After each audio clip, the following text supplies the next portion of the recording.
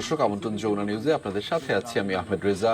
এতক্ষণ শিরোনাম দেখছিলেন, এবার জানাচ্ছি বিস্তারিত। বাঙালির সব আবেগ যেন উছলে পড়ল আজ ঢাকার রাস্তায়। পথে পথে শুধু মানুষ আর মানুষ। কারো হাতে লাল সবুজের পতাকা, কেউ বা মাথায় বেঁধেছেন লাল কাপড়।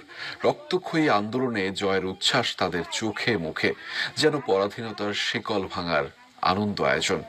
ন্যায়ভিত্তিক, বৈষম্যহীন, দায়িত্বশীল নাগরিকের একটি বাংলাদেশই কামনা সবার। সহকর্মী আখলাকুস সাফা জানাচ্ছেন বিস্তারিত। নিজ দেশে বুক ভরে শ্বাস নেওয়ার উল্লাস। এই প্রজন্মের ৭১ দেখা হয়নি। সোমবার দেখল ইতিহাসের সবচেয়ে বড় গণমিছিল। মিছিলের অগ্রভাগটা দেখার পর আর শেষ দেখা যায়নি, কারণ জনতার এই মিছিল শেষই হচ্ছিল না কয়েক ঘন্টায়।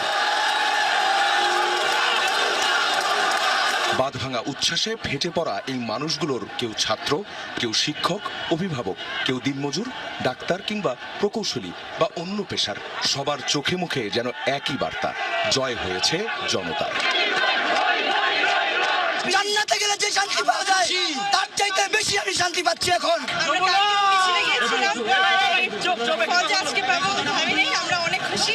অভিভাবকরা ভাবেননি ছোট্ট সন্তানরা এইভাবে অবসান ঘটাবে দম বন্ধ অবস্থায়। এই যেন আরেক স্বাধীনতা অর্জন। এই বিজয় সারা বাংলাদেশের ছাত্র সমাজে দেড় দশকের জেলখানা থেকে বাংলার মানুষ মুক্তি পেল। আজকের এই ৫ আগস্ট এটা শুধু বাংলাদেশের জন্য নয়, সারা পৃথিবীর মানবতার মুক্তির জন্য একটা সনদ হয়ে থাকবে। ছাত্রদের আন্দোলন আগেও বৃথা যায়নি। এই আন্দোলন যারা করলেন, দেখলেন, তাদের কাছে এই বিজয় নজিরবিহীন। আসলে কালকেও বুঝতে পারিনি যে এত তাড়াতাড়ি পেয়ে যাব। আমার মেয়েরা কালকে মিছিলে গিয়েছিল, আমিও ছিলাম সাথে।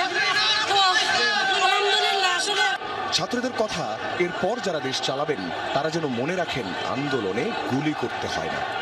সরকার যেই আসুক না কেন, ছাত্ররা সবসময় অন্যায়ের প্রতিবাদ করেছে, ভবিষ্যতে করবে। সবাইকে হুঁশিয়ার করে দিতে চাই, পাড়া মহল্লার প্রতিটি মানুষের যে অংশগ্রহণ এবং এক দফা দাবিতে তাদের যে একটা অবস্থান ছিল, সেই অবস্থানেরই একটি ফলাফল আজ দেখা যাচ্ছে। সকালের মিছিল দুপুরে পরিণত হয় গণমিছিলে, আর বিকেলে পুরো রাজধানীর সব মানুষই যেন নেমে আসেন রাস্তায়। আখলাকুস সাফা, যমুনা নিউজ, ঢাকা। সংবিধান অনুযায়ী সংসদ বিলুপ্ত করে দ্রুত অন্তর্বর্তীকালীন সরকার গঠন করা হবে। সেই সরকারের অধীনে দ্রুত একটি নির্বাচনের ব্যবস্থা করা হবে বলে জানিয়েছেন রাষ্ট্রপতি মোহাম্মদ শাহাবুদ্দিন। সোমবার রাতে জাতির উদ্দেশ্যে দেয়া ভাষণে একথা বলেছেন তিনি। এ সময় রাষ্ট্রপতি বলেন, বিএনপি চেয়ারপারসন খালেদা জিয়া সহ সকল রাজবন্দীদের মুক্তি দেয়া হবে। প্রতিহিংসা ভুলে দেশকে এগিয়ে নিতে দল মত সকলকে ঐক্যবদ্ধভাবে এগিয়ে যাওয়ার আহ্বান জানিয়েছেন তিনি।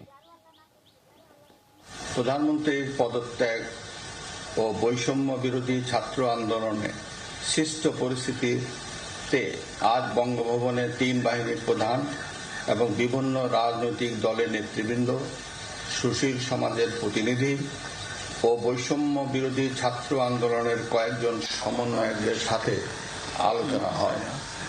শুরুতেই সেনাপ্রধান বিরাজমান সার্বিক পরিস্থিতি ও রাজনৈতিক দলগুলোর সাথে তার আলোচনা সম্পর্কে আমাকে অবহিত করেন। রাজনৈতিক নেতৃবৃন্দ এ সময় তাদের বক্তব্য তুলে ধরেন।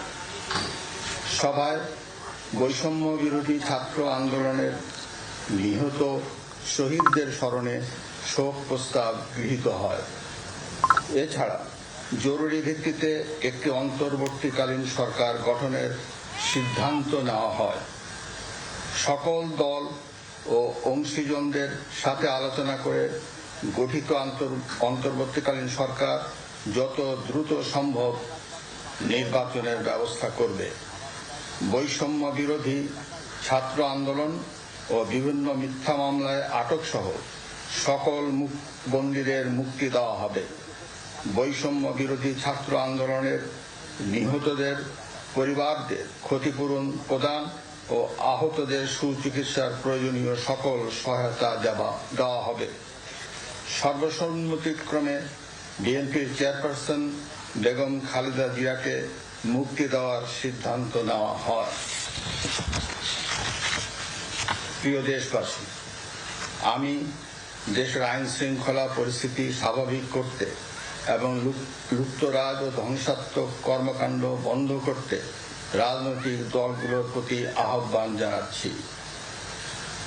জনগণের জানমাল ও রাষ্ট্রীয় সম্পদ রক্ষায় সশস্ত্র বাহিনীকে কঠোর পদক্ষেপ নেওয়ার নির্দেশ প্রদান করছি।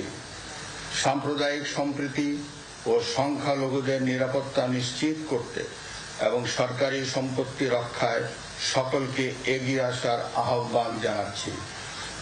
দেশের অর্থনীতি, প্রশাসন ও শিল্প কল কারখানা চালু রাখার লক্ষ্যে সকলকে কার্যকর ভূমিকা রাখার আহ্বান জানান।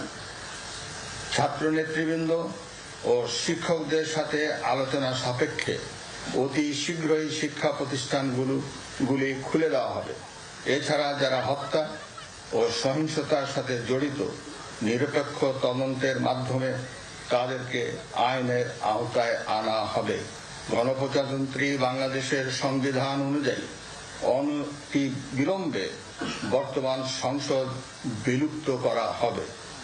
দেশের সকল অফিস আদালত আগামীকাল থেকেই স্বাভাবিকভাবেই চলবে।